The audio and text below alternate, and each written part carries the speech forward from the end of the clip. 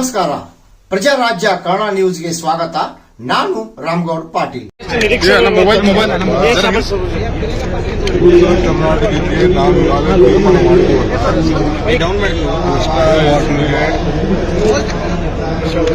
ಮೂರನೇ ಅವಾರ್ಡ್ಗೆ ಜನರಿಗೆ 40,000 ರೂಪಾಯಿ ಅದು ಕಾಣಿಸೋದು ಏನು ಮಾಡಿತ್ತು ತಮ್ಮ ನೀರಾವರಿ ಬಗ್ಗೆ ತೀರ್ಮಾನ ಮಾಡಿದ್ವಿ. ನನ್ನ ಮೊಬೈಲ್ ಹಾಕ್ಬೇಡ ಕಳಿಸ್ತಾನು ಯೋಜನೆ ಬಗ್ಗೆ ಸಂಸದರೇ ಮಾತಾಡ್ತಾರೆ ಸರ್. ಪ್ರಮುಖವಾಗಿ ಭಾರತ ಸಂಸದರು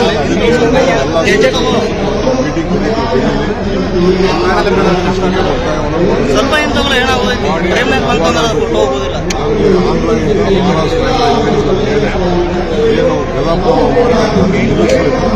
ನಮಗೇನು ಹಕ್ಕಿದೆ ಆ ಹಕ್ಕನ್ನು ನಮಗೆ ಒದಗಿಸ್ಕೊಡ್ಬೇಕು. ಸರ್, ನೀನು ವಿಜೇಂದ್ರ ಅವರು ಬಂದಿದ್ರು ಸರ್. ಇದು ರಾಜ್ಯ ಸರ್ಕಾರ ನಾಲಾಯಕ್ ಸರ್ಕಾರ ಅಂತ ಹೇಳಿ ಮಾತಾಡಿರುವಂತದ್ದು. ಏನು ಮಾಡಬೇಕಾಗ್ತದೆ ಅವ್ರಿಗೆ? ಅವರು ನಾಲಾಯಕ್ ಸರ್ಕಾರ ಇದ್ದಕ್ಕೆ ಸರ್ಕಾರ ನಾಯಕ್ ಸರ್ಕಾರನ ತಂದಿದ್ದಾರೆ ಸರ್. ಈಗ ರಸ್ತೆ ಸರಿ ಇಲ್ಲ ಅಂತ ಅದಕ್ಕೆ ನಾಯಕ ಆದಂತ ಸೇರಿ ಇಲ್ಲಿ ವೀರಭದ್ರೇಶ್ವರ ದೇವಸ್ಥಾನದ ಕಾಳಸಿದ್ದೇಶ್ವರ ಮಠದ ಈ ರಾಜಗೋಪುರ ಲೋಕಾರ್ಪಣೆ ಮತ್ತು ಈ ಧರ್ಮದ ಸಭೆ ಇಲ್ಲಿ ಸೇರಿ 9 ಗಂಟೆ 8 ಗಂಟೆ 9 ಗಂಟೆಯಿಂದಲೇ ಇಷ್ಟು ಆದರೂ ಕೂಡ 3 ಗಂಟೆ ಆಗಿದೆ. ಎಲ್ಲ ಶ್ರೀಗಳ ಆಶೀರ್ವಾದವನ್ನು ಕೂಡ ಬಹುಶಃ ತಾವೆಲ್ಲ ಕೇಳಿರ್ಬೋದು. ಬಹಳ ಅನೇಕ ದಿನಗಳಿಂದ ಈ ಕಾರ್ಯಕ್ರಮ ನಡೀತಾ ಇದೆ. ಮಹಾಕುಂಭಾಭಿಷೇಕ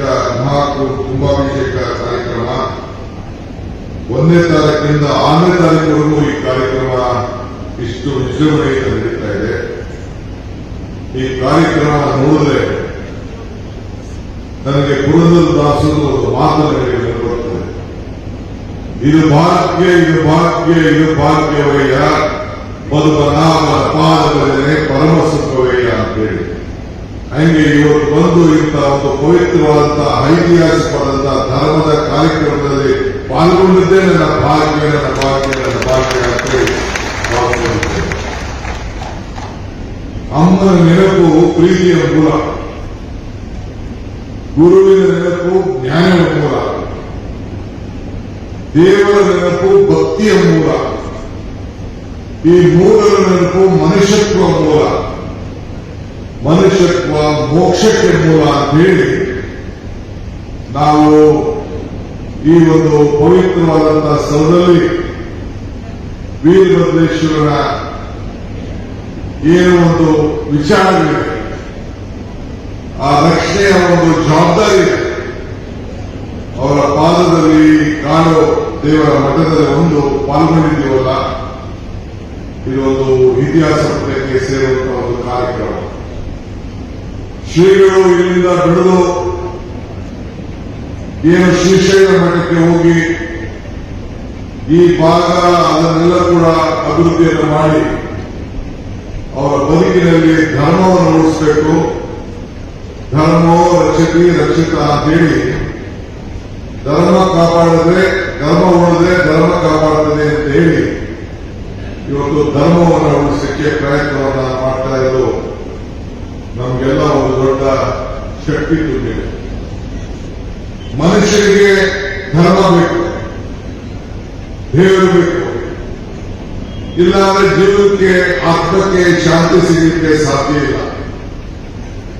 ಬದುಕಿಗೆ ಒಂದು ಅರ್ಥ ಕೂಡ ಇರಲಿಕ್ಕೆ ಸಾಧ್ಯ ಇಲ್ಲ.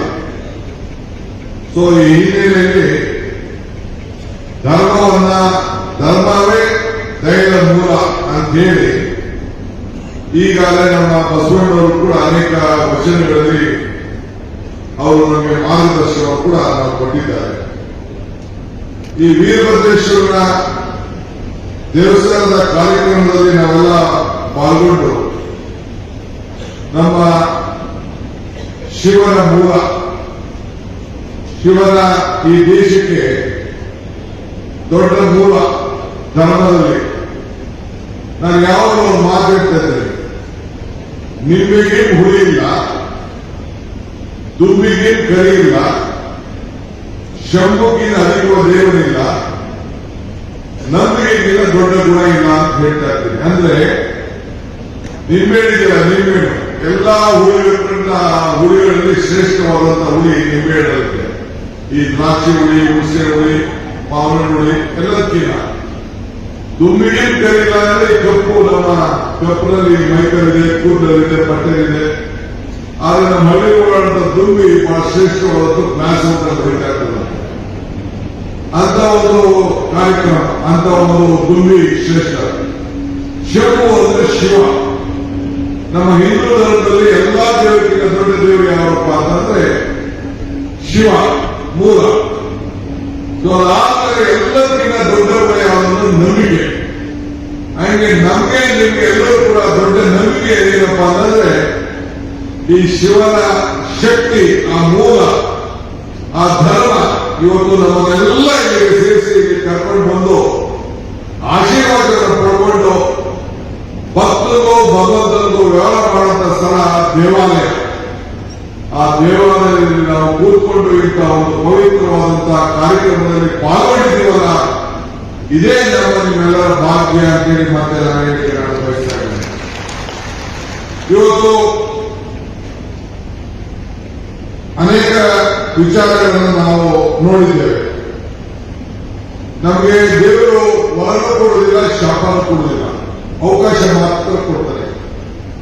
ಶ್ರೀಗಳು ಹೇಳ್ತಾ ಇದ್ದಾರೆ, ಮಾತಾಡಬೇಕಾದ್ರೆ ಈ ಕ್ಷೇತ್ರದ ಜನಪ್ರಿಯ ಶಾಸಕರು ಮತ್ತು ನಮ್ಮ ವಿಧಾನ ಪರಿಷತ್ತಿನ ಸದಸ್ಯರು ಪ್ರಕಾಶ್ ಹುಕ್ಕೇರಿ ಮತ್ತು ಅವರ ಸುಪುತ್ರ ನಮ್ಮ ಶಾಸಕರ ಮಿತ್ರ ಅವರು ಈ ಭಾಗದಲ್ಲಿ ಗಣೇಶ್ ಅವರೆಲ್ಲ ಈ ಒಂದು ಭಾಗದ ಅಭಿವೃದ್ಧಿಗೆ ಈ ಕ್ಷೇತ್ರ, ಈ ಒಂದು ಧರ್ಮ ಕ್ಷೇತ್ರ ಕೂಡ ಶ್ರೀಗಳ ಮಾರ್ಗದರ್ಶನ ಪಡ್ಕೊಂಡು ಲೋಕ ಕಲ್ಯಾಣಕ್ಕೋಸ್ಕರ ತನ್ನ ಸ್ವಾರ್ಥವನ್ನು ಬಿಟ್ಟು ಇವತ್ತು ಕೊಡುಗೆ ದಾನಿಯಾಗಿ ಇವತ್ತು ಅವರು ಉತ್ತಮವಾದಂತಹ ಸಹಾಯವನ್ನು ಮಾಡಿ ಇದಕ್ಕೆ ನಾನು ಎಷ್ಟು ದಿನ ಇದ್ದೀನಿ ಅದು ಮುಖ್ಯ ಅಲ್ಲ.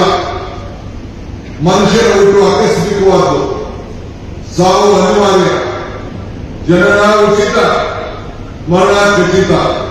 ಈ ಹುಟ್ಟು ಸಾವಿನ ಮಧ್ಯದಲ್ಲಿ ನಾವೇನು ಮಾಡ್ತಿದ್ದೀವಿ ಬಹಳ ಮುಖ್ಯ ಅಂತ ಹೇಳಿ ಇವತ್ತು ಅವರ ಬದುಕಿನಲ್ಲಿ ಇಂಥ ಒಂದು ಧರ್ಮದ ಕೆಲಸವನ್ನು ಮಾಡಿ ಸಾಕ್ಷಿ ಕೊಡೆಯನ್ನು ಬಿಟ್ಟು ಹೋಗಿದ್ದಾರೆ ಅಂತ ಹೇಳಿಕ್ಕೆ ನಮಗೆ ಬಹಳ ಸಂತೋಷ ಆಗ್ತದೆ. ನಮ್ಮ ಪ್ರಭಾಕರ್ ಕೋರೆಯವರು ಕೂಡ ಇದ್ದಾರೆ. ಅವರು ಕೂಡ ಆರ್ಥಿಕವಾಗಿ, ಸಾಮಾಜಿಕವಾಗಿ, ಶೈಕ್ಷಣಿಕವಾಗಿ ಇಡೀ ನಮ್ಮ ಕರ್ನಾಟಕ ರಾಜ್ಯದಲ್ಲಿ ಒಂದು ವಿಶೇಷವಾದಂತಹ ಶಕ್ತಿ ರೂಪವನ್ನು ಕೊಟ್ಟು ಅವರಿಗೆ ಇದ್ದಂತಹ ಜವಾಬ್ದಾರಿಯನ್ನು ಇವತ್ತು ಈ ರಾಜ್ಯಕ್ಕೆ ಶಿಕ್ಷಣ ಕ್ಷೇತ್ರದಲ್ಲಿ ಇವತ್ತು ದೊಡ್ಡ ಕ್ರಾಂತಿಯನ್ನು ಉಂಟು ಮಾಡುವುದನ್ನ ನಾವು ಯಾರು ಕೂಡ ಮರಲಿಕ್ಕೆ ಸಾಧ್ಯ ಇಲ್ಲ. ಇವತ್ತು ನಾನು ಇಲ್ಲಿ ಮಂತ್ರಿ ಅಂತೇಳಿ, ಡೆಪ್ಟಿ ಚೀಫ್ ಮಿನಿಸ್ಟರ್ ಅಂತೇಳಿ ನಾನು ಇಲ್ಲಿ ಬರಲಿಲ್ಲ. ನಾನು ಇಂತಹ ಒಂದು ಪವಿತ್ರವಾದ ಕ್ಷೇತ್ರದಲ್ಲಿ ಶ್ರೀಗಳು ಮಾಡದಂತ ಕೆಲಸ, ನಮ್ಮ ಈ ಪೀಠ ಮಾಡದಂತ ಕೆಲಸ, ಶ್ರೀಶೈಲ ಪೀಠ ಮಾಡದಂತ ಕೆಲಸ, ಇವರೆಲ್ಲ ಕೂಡ ನಾನು ತಿಳ್ಕೊಂಡಿದ್ದೇನೆ. ಅವ್ರು ಹೇಳಿದರೆ, ಶ್ರೀಗಳು ಹೇಳಿದರೆ ನಾನು ವೀರ ಗಂಗಾಧರನ ಪರಮ ಶಿಷ್ಯನ, ನಾನು ಅವರ ಮಾರ್ಗದರ್ಶನದಲ್ಲಿ ಕೂಡ ಇವತ್ತು ಹೆಜ್ಜೆಯನ್ನ ಹಾಕ್ತಾ ಇದ್ದೇನೆ. ಇವತ್ತು ಮಾನವ ಧರ್ಮಕ್ಕೆ ಜಯವಾಗಲಿ, ಧರ್ಮಕ್ಕೆ ಇವತ್ತು ನಾವೇನು ವಿಶ್ವದಲ್ಲೇ ಶಾಂತಿ ಅಂತೇಳಿ ಅವರು ಒಂದು ಸಂದೇಶವನ್ನು ಕೊಟ್ಟಿದ್ದಾರೆ. ಇವತ್ತು ಅದರಲ್ಲಿ ಆ ತತ್ವದಲ್ಲಿ ನಾವೆಲ್ಲ ಕೂಡ ಕೆಲಸವನ್ನು ನಾವು ಮಾಡಿಕೊಂಡು ಹೋಗ್ತಾ ಇದ್ದೇವೆ.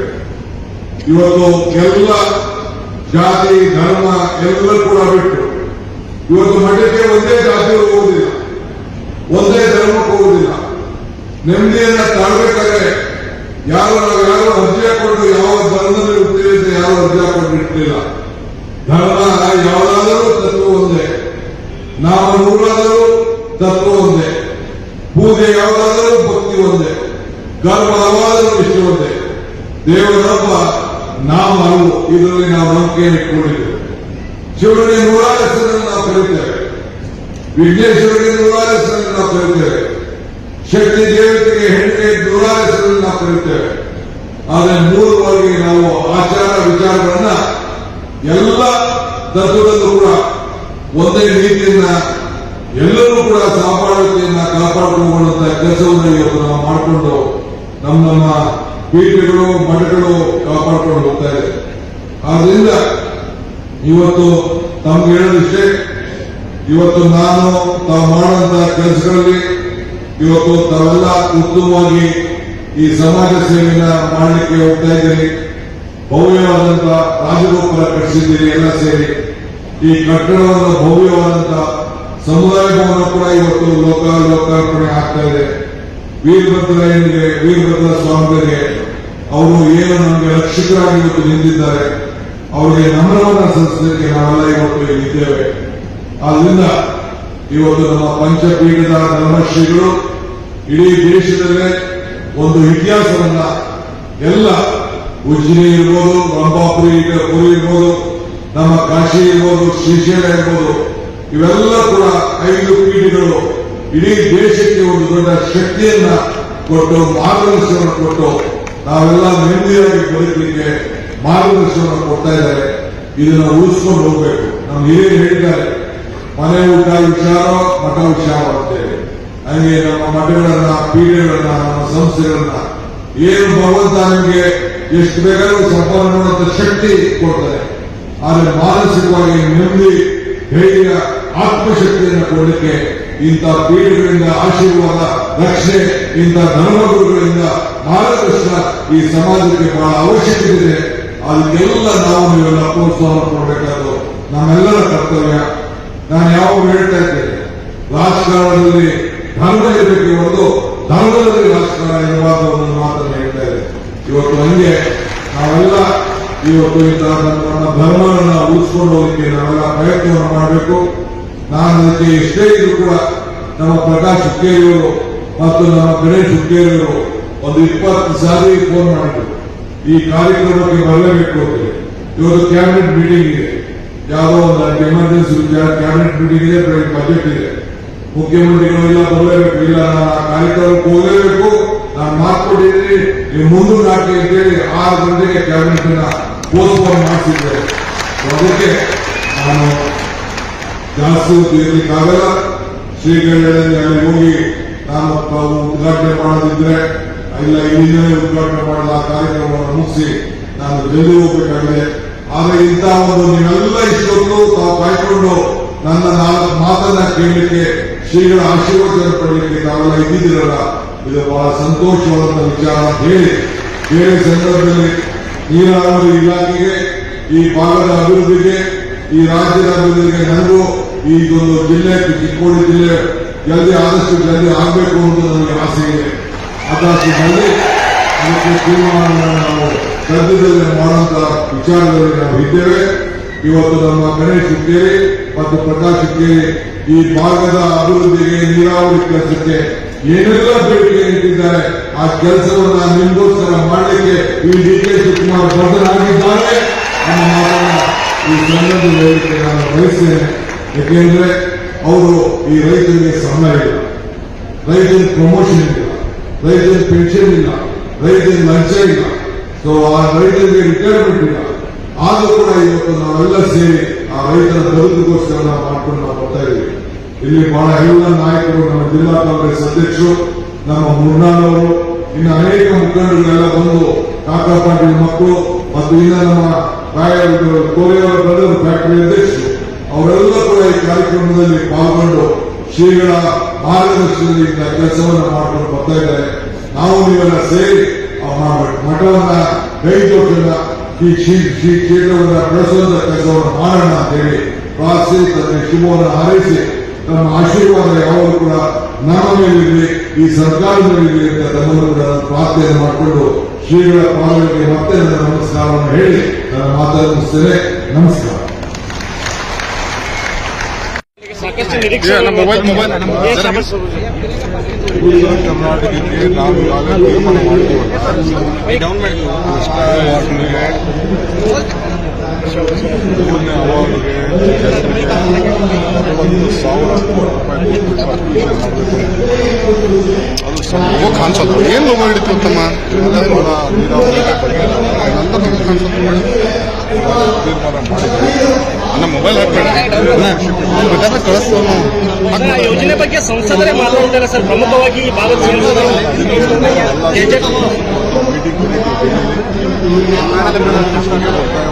ಸ್ವಲ್ಪ ಏನ್ ತಗೊಳ್ಳಿ ಏನು ಹೋಗೋದಿಲ್ಲ. ಆಂಧ್ರ ಮಹಾರಾಷ್ಟ್ರ ಏನು ನಮಗೇನು ಹಕ್ಕಿದೆ ಆ ಹಕ್ಕನ್ನು ನಮಗೆ ಒದಗಿಸ್ಕೊಡ್ಬೇಕು. ಸರ್, ನೀನು ವಿಜೇಂದ್ರ ಅವರು ಬಂದಿದ್ರು ಸರ್. ಇದು ರಾಜ್ಯ ಸರ್ಕಾರ ನಾಲಾಯಕ್ ಸರ್ಕಾರ ಅಂತ ಹೇಳಿ ಮಾತಾಡಿರುವಂತದ್ದು. ಏನು ಮಾಡಬೇಕಾಗ್ತದೆ ಅವ್ರಿಗೆ?